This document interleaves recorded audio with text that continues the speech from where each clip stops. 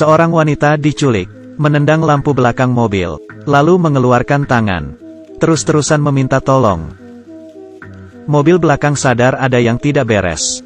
Kemudian menelepon polisi. Polisi mengecek plat nomor yang ia berikan. Tapi pemilik dari mobil itu tidak benar. Sepertinya para penculik itu menggunakan identitas palsu. Si penelepon yang baik hati menyusul. Melihat si penculik, operator menyuruhnya berhenti. Tapi ia masih mengikutinya. Ia berbelok keluar dari jalan tol, membuat mereka kehilangan petunjuk. Helen meminta agar perempuan itu mencari di bagasi. Ada barang apa? Ia menemukan seember cat. Helen memintanya mengeluarkan cat itu dari lubang. Meninggalkan jejak sepanjang jalan. Dan pada waktu bersamaan membuat helikopter tahu. Mulai mencari orang di belakang mobil si penculik. Menyadari cat, tapi ia tidak sadar bahwa orang di depannya adalah seorang penculik. Dan memberitahunya soal cat yang bocor di bagasi. Si penculik panik dan keluar jalur. Ia membuka bagasi, berniat menyetrum si wanita lagi. Kali ini ada seorang yang lewat. Si penculik menggunakan obeng, mengancam si wanita agar tetap diam. Orang itu melihat si penculik panik, balik ke mobil dan menelepon polisi. Saat ia menelepon, si penculik menghancurkan jendela, memukuli orang itu, dan memasukkan dirinya bersama si wanita. Di dalam bagasi mobil, si wanita menangis dan memberitahu Helen. Si penculik mengganti mobil, tapi belum sempat berbicara lagi. Si orang yang lewat itu bangun, mulai berteriak. Ini membuat marah si penculik. Ia berhenti, menusuk orang itu hingga mati.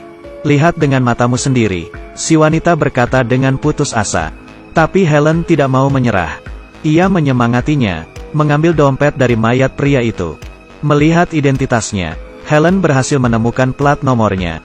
Pada saat yang bersamaan, polisi menemukan mobil yang ditinggalkan si penculik.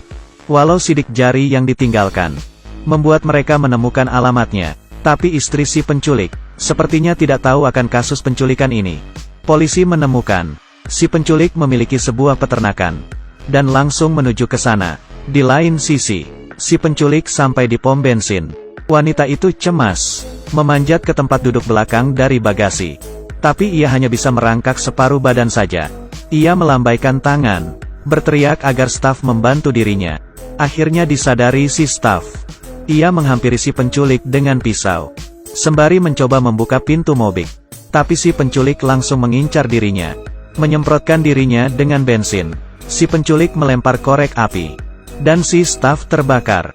Ia membuka bagasi lagi, memukul si wanita. Helen kehilangan kontak dengannya. Setelah beberapa saat sampai di peternakan. Saat ia mengeluarkan si wanita, melihat ia sudah menelepon selama 1,5 jam. Helen membuatnya menyerah. Jangan sakiti dia. Tapi si penculik berkata satu kalimat. Terlambat. Satu kata itu membuat Helen mengingat kejadian setengah tahun lalu. Seperti di layar, Helen menangis. Setengah tahun lalu, si penculik adalah seorang pembunuh yang mengincar wanita.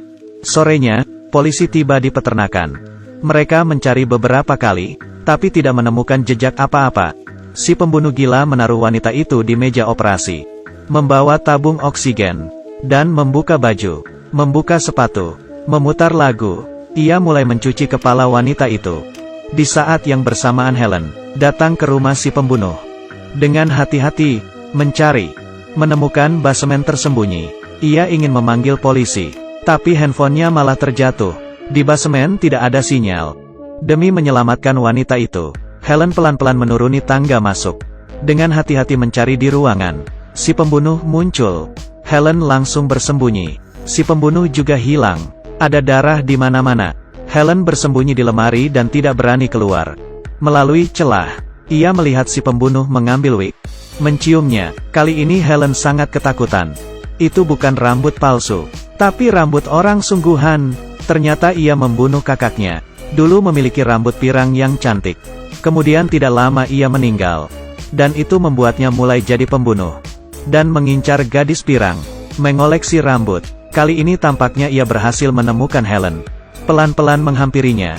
Helen bernapas. Untungnya si pembunuh hanya mengambil baju saja, menciumnya dan kemudian pergi. Ia kembali ke ruangan operasi tadi, mengambil pisau kecil, bersiap memotong kulit kepala si wanita. Sebagai koleksi baru. Dalam kejadian itu, Helen diam-diam menghampiri si pembunuh. Menghajarnya. Ketika ia memukulnya, si pembunuh langsung bangun, mendorong Helen ke kolam, berencana membuatnya mati tenggelam. Si wanita memukul si pembunuh tepat waktu. Sekarang mereka berdua berlari, tidak terkejar. Tiba-tiba si pembunuh berteriak, "Sekali lagi kamu lolos dariku." Helen menendangnya. Mereka akhirnya aman. Helen yang kaget mengeluarkan handphone, berencana memanggil polisi. Si wanita menghentikannya. Helen tahu apa yang harus dilakukan. Mereka mengikat si pembunuh dan menaruhnya di ruangan rahasia, berencana membuatnya jera. Muka si pembunuh akhirnya menunjukkan rasa takut. Ia meminta ampun. Tapi Helen menengok, berkata dengan dingin, "Sudah terlambat.